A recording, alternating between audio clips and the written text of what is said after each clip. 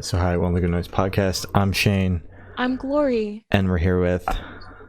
I'm Dan, and I play drums in a band called Waxflower. And we're asking some questions today. I'm going to start. So what inspired the creation of the band, and what does the band name mean? Ooh, that's a curveball. I think we were all in bands previously. So we all live in Brisbane in Australia, which is all the way over the other side of the world from you guys. Mm-hmm. But we'd all played in bands before, and we'd all been friends, living in Brisbane and our bands playing with each other's bands. Mm-hmm. And we kind of all came together because Tristan, who's the singer of Waxflower, he sent us these demos, and he was trying to get a feel for if the songs were good or if we had interest in even just playing on it as like a session thing. And okay. I think we all really fell in love with the songs. And really believed in the project, and kind of came together and said, well, let's do this as a band, as a project, as the four of us, making music and see where we can take it. So I think that's kind of what inspired the creation, was that, we all really believed in the songs that Tristan was writing and is writing. Mm-hmm. And we all just wanted to get behind that. In terms of the meaning behind the band name, I think Tristan just liked it. And I know that he thought of it one day, and then he recorded like a 1-minute acoustic song and then put it online so that he could like save the band name for when he wanted to start the project. So that song's not online anymore, but I think he just thought it was cool, and there was never any argument from us. I think he was just like, no, this is what the band's going to be called. We've got no other names. It was an executive decision on his part. It definitely was, yeah. But we were happy with it. Yeah. Exactly. Didn't even give you like an opportunity to like suggest new band names. He was like, no, this is it. Oh, if you don't like it, here's the door. Exactly. And I think that's very indicative of like his personality as well, which is quite funny. When he gets his mind set on an idea, he's very much like, nope, this is the way we're doing it, and that's what's going to happen, which is good because it's usually for the better. He's a clever guy. Mm-hmm. Definitely. All right, solid. So congratulations on your newest release, We Might Be All Right. How do you feel about the response to the EP so far? It's been really good. It's been amazing, honestly. Like we started putting out music from the EP in kind of October, November last year, and we recorded it about a year ago now, back in April, May last year. So it's been a long process, from writing to demoing to recording to putting it out now. Mm-hmm. So I was saying to someone on release day, it feels like a relief. It's like in my mind, this was the thing that I'd been wholly focused on for the past kind of 12 months, through each phase of the release. So to have it finally out, it's like the final step. It's like when you finish anything and it's out into the world for people to, connect with or interpret or critique or whatever in whatever way that they will, it's now in the hands of everyone else, exactly. Which is nice. So yeah. But the reception from when we released it, which was 4 or 5 days ago now, has been incredible. Just to hear how people who are into the band have connected with it, and what songs they like, and the effect that the songs have had on them, through the singles that we've put out, and even some lovely reviews coming through on press and stuff. It's been amazing. So we're happy. That's awesome. I am so happy to hear that. Shane and I actually got a chance to listen to the EP, and we spoke about it on our podcast last night. I'm pretty sure. Oh, awesome! Yeah, we both loved it. It was fantastic. Yes. Mm-hmm. 2 thumbs up. 2 thumbs up. Did we lose you? Are you there? Oh no! Okay. Sorry, I think it just dropped out, but I'm back. All okay, right. Cool. So what made you guys choose Again as the lead single for the EP? Gee, I think that was just a song that we all really believed in. I think going down when we were recording, we knew that Caitlin Henry from a really sick band over here called Eat Your Heart Out. I don't know if you guys know them. They're on Fearless. Mm-hmm. We kind of reached out to her and said, we've got this song and this bridge part that we really want you to sing on. And what was awesome was she was on board straight away. She was like, that sounds amazing. Let's do it. So we already knew that she was going to be singing on it. And it was one of the songs that we kind of thought was one of the strongest songs on the release. And then when it all just came together in the studio, we had a rough idea of what we wanted Caitlin to sing. And then, the rest of us all kind of left the room for 2 or 3 hours and let her and Tristan and Stevie Knight, who's our producer, kind of just work with it and and kind of work through some ideas and some takes and get everything going. And then we kind of came back after 3 or 4 hours, and Stevie's like, listen to this, and he like whacks the space bar to hit play on the track, and we all just sit there and I think that was the moment we were all like, this is a single, this is something special. Just the way their voices intertwine and play with each other on that song, we thought, this is going to be really something that I think is special, and we wanted to highlight that. So I think that's why we put it out as the first single. Definitely. That makes me so happy that you guys like instantly knew as soon as you heard it, like, this is the one I want people to hear.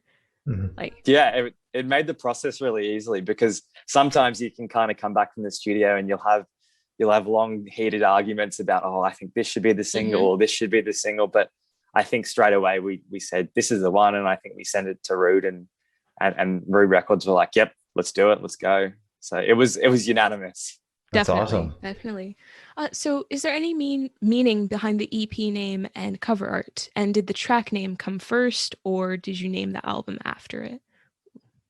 I think, We Might Be All Right. The EP represents themes of kind of going through, Tristan was going through this phase of anxiety, and he has a diagnosed panic disorder as well. And this was kind of his way of getting through that and building himself up from where he had been in the past 2 or 3 years as someone who was quite anxious about leaving the house or traveling or social situations. And he's kind of, the phases that he went through to get to where he is today, whereas, we're able to tour and he's fine and there's no issues there. So to get through there, he kind of had to replace what was his anxious life with a normal one. And it's about, that internal recognition that, we might be all right. Like, everything will be fine and it's going to be okay. You just, you need to focus on what you can control and what you can do to get through these scenarios. So I think that, that the EP title is almost a bit of a catchphrase or an overview of the themes that we talk about in the songs and in the music. So I think it was always, we were leaning towards that, and the song We Might Be All Right, which is off the EP, kind of really encapsulates everything that we talk about. So we kind of just thought, it makes sense to have it be called We Might Be All Right. Okay. In terms of the artwork, Tristan as well actually put together all the artwork for the singles and the EP. So I don't think there's any real meaning behind them. We just wanted to we'd like to have themes through every single. So we'd like the different kind of how all the 4 palettes work together. I think we had like a pinky purple for Again, a light blue for Not Alone, which was the second single, a green for the third single, which is Food for Your Garden, and then the white for We Might Be All Right. I think, white as well is a bit of a calming color, a sign of kind of peace and hope. And I think maybe that kind of ties into what we're about with the EP. Oh, I like that. Amazing. So can you tell me a little bit about your writing process for this EP? Yeah, I mean, we probably started writing for it if we recorded it a year ago, probably a year and a half, almost 2 years ago in terms of writing for it. Yeah, it was a while. And I think Tristan and I for a while lived together. So it was really cool because he was, he's an introverted kind of guy. So he would just come home from work every day and then sit in his room and just play guitar all night and write and demo. And he'd kind of like, he'd come out and be like, "Oi, come in here and listen to this." And he'd show me a part. Yeah. And we'd discuss it and go, "Oh, maybe we could do this here or this here." And he'd be like, yeah, okay, go away for 15 minutes. I'll come back and fix it. And so that was kind of fun doing that back and forth. And I think we originally had maybe 12 or 13 like demos that were pretty much totally done. And we narrowed it down to about 7 or 8. And then when we got into the studio with Stevie Knight, we kind of said to him, "Hey, here's the 7 or 8 that we really like and think could be the ones that go on the EP. What do you think?" And we spent about half a day before we started recording with him, just going back and forth on the songs and changing some small parts and changing structures and looking at what songs we thought were definitely going to stay and what ones were kind of on the fence. And then through that process, we narrowed it down to the 5 kind of on the day. And that was kind of, that's the 5 that we landed on. And I'm really happy with what we chose. I don't have any regrets. Okay, good. Will those other songs ever see the light of day? Oh, good question.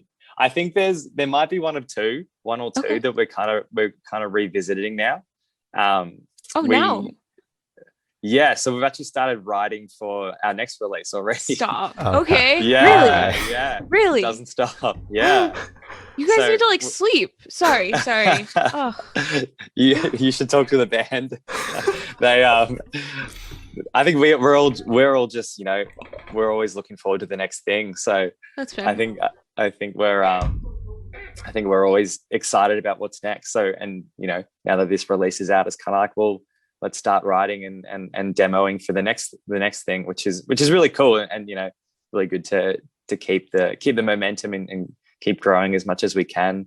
But yeah, a couple of those songs that kind of got maybe ditched in the pre-production, we're kind of looking at them again and going, well, I think there is some strong parts here. What can we do to maybe resurrect them or look at them in the future? So yeah, you never know. All Okay. right. So can you tell me where your headspace was while creating this album? Yeah, I mean, I think for us it was interesting time during recording. Obviously, with COVID, it's still quite prevalent over in the US, and in Australia, we've been really lucky that it's kind of come in small waves, and now we're kind of at the end of what was a bit of a wave, and there's some sense of normality being returned to Australian society, which is super lucky for us. And I always feel for countries overseas who have it much worse, and it's still a big part of your day-to-day lives.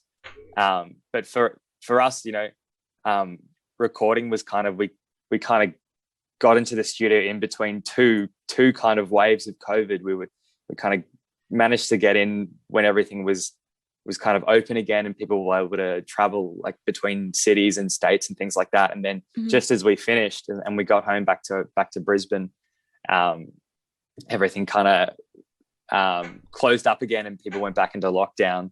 So, in terms of our headspace, I think we were just so grateful for having the opportunity to record and travel and create music. And obviously we're in Brisbane and we drove about 8 hours south down to Sydney. Huh? To record with Stevie Knight. So we spent there was 5 of us. There was obviously 4 on the band, and Tristan's brother Giles is a photographer and does some creative work. So he came with us to take photos. So there was 5 of us in this like 3-bedroom, really small apartment for about 2 weeks, living on top of each other. Oh man. Wow. But yeah, again, I think we were just so happy to have 2 weeks hanging out and recording and being productive in a time when I think like a lot of bands unfortunately weren't able to do much, and we'd kind of come from having these big ideas and big plans for our year where we a big goal for us last year before COVID hit was to tour overseas, and signing with Rude Records was kind of like a step in the right direction with that. And obviously as soon as everything shut, I kind of scuttled our plans to get overseas. So I think, we were just really grateful to have the opportunity, and hopefully that comes out in the music that we just tried to grab it with 2 hands and put all of our creative and musical energy into it. Yeah. Definitely. So what band or artist influence do you think you can hear the most on this EP? I think it's really interesting because I think as artists, we're all influenced by so many different bands, from like hip hop to pop to indie to rock to even hardcore, like when we're in the van or traveling, like there's just so many different spectrums of music, like on the radio, on our playlist, and everyone's passing around their aux cord and we're all putting on different stuff. Yeah.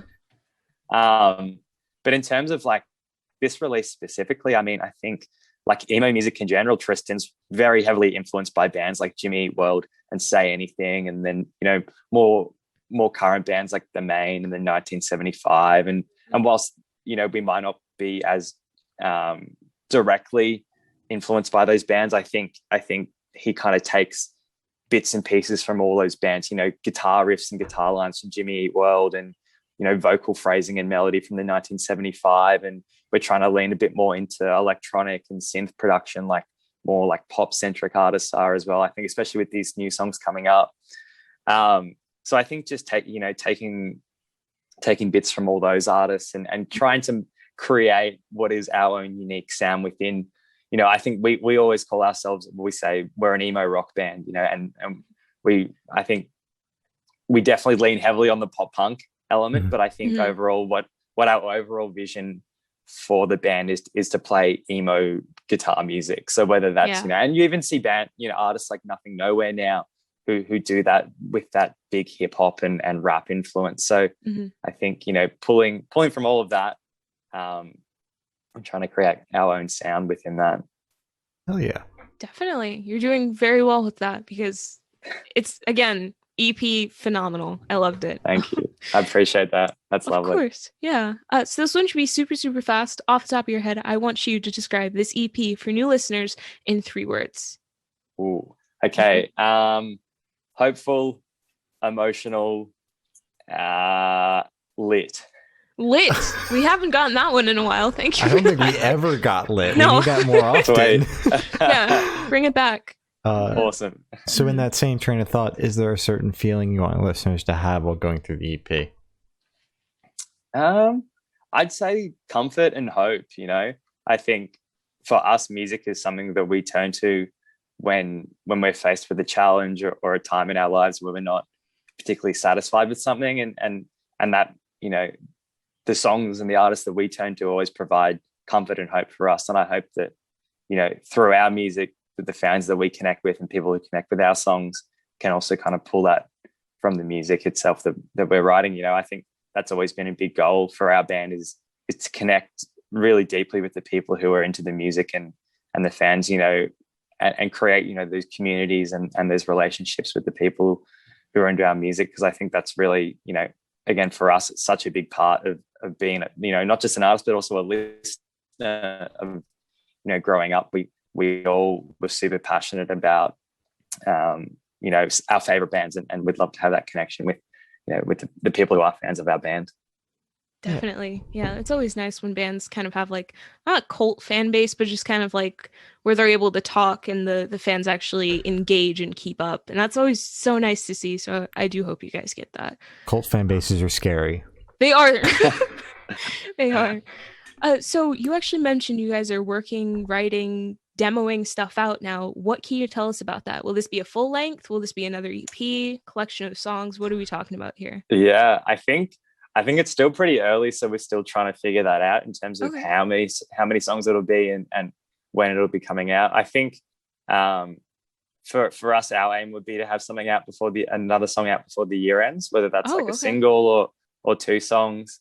But yeah, I think we've got about 7 or 8 songs at the moment that we're sitting on, and probably over the next kind of couple of months try to expand that out to maybe 12 or 13, 14, and then we'll kind of do that process again of narrowing it down to our favorite 7 or 8. And then I think we've got plans to hopefully jump back in the studio with Stevie Knight, and we'll take the songs to him and see which ones he likes and which ones he doesn't, and we'll kind of start again with working on it, and it all starts again in terms of that kind of cycle of recording and everything. So yeah, not too sure how many songs yet, but definitely fingers crossed for something before the year ends. Hell Definitely excited to hear that, see that. Me too. So where do you see the band in the next 5 years? Ooh. Hopefully touring full time. I think for us, touring is such an important way of connecting with new audiences and like current audiences and just building like that relationship that we do have with fans. So fingers crossed in the next 12, 18 months, international touring and large scale touring really starts to open up again. It's already starting to open up in Australia, which is great. And hopefully as, the vaccines rolled out and COVID starts to dissipate, we can see that. So fingers crossed for that. And, in the next 5 years, yeah, we'd really love to be touring full time and hopefully make our way over to Europe and the UK, and, whoever will have us and whoever will listen, and we'll play for you. We'll be there. And hopefully off the back, I'd say within 5 years, we definitely hope to have a full length out by then. So hopefully off the back of a record that's, hopefully connecting with some people, Yeah, we'll be touring the world, fingers crossed. Oh yeah. that'd be sick. All right. So for the last couple questions, we're actually going to shift away from music, if that's okay with you. Yeah, that's fine. 6. We're going to go straight to Death Row. Boom. Wow. So Yeah, I know, right? Crazy. So if you're on death row, what would your last meal be with the drink? Ooh. Mhm. I tell you what, I love a good like a Portuguese chicken. I don't know Ooh. if do you guys have Nando's over in the US? No. It's kind of big over here. They do like this flame grilled spicy Portuguese chicken. Ooh. I would get like a spicy Portuguese chicken with just like some really well cooked chips, like hot chips. Mm-hmm. And I'd probably get a last drink ever. Yeah, last drink.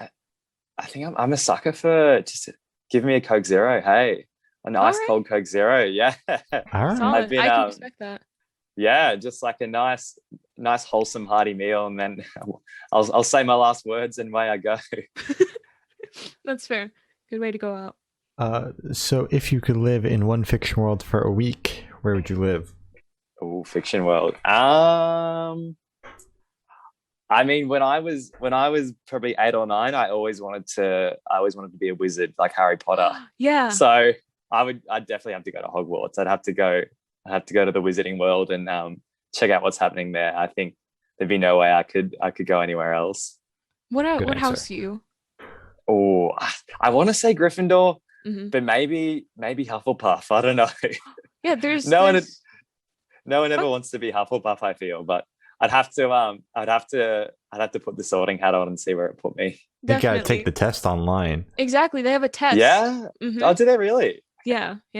I took it. Well, I'm a Hufflepuff. So are you a Hufflepuff? Okay. Mm-hmm. There's no shame in being a Hufflepuff. Oh, yeah. They're the kindest creatures. So. Thank you. So I have the honor of asking the last question. Every single person we've spoken to has actually said it is the most important question. Of course. What is your favorite color? Ooh, I think red. Hey, I'm gonna go with red. So true. Red's amazing color. Specific shade of red? I think like a dark red. When I was growing up, I always wanted a red Ferrari. That was like, I'm gonna get a red Ferrari when I'm adult. And now I'm an adult and I don't have a red Ferrari. So well, once you start touring the world, you got it. You're gonna get that red Ferrari. 5-year plan. I don't know if we can fit much gear in a red Ferrari, but I'll definitely try. Exactly. Doesn't hurt to try. No. So as Glory said, that's all the questions we have today. Is there anything that you would like to plug? I guess we have our debut EP, We Might Be Alright, out right now through Rude Records. If you like it, let us know. If you don't like it, hey, still let us know. And you can check it out wherever there's music. Thanks so much for having me on the podcast. It's been a pleasure. Yeah, of course. Well, thank you for sitting out with us. It's been Dan from Waxflower and We're the Good Noise podcast.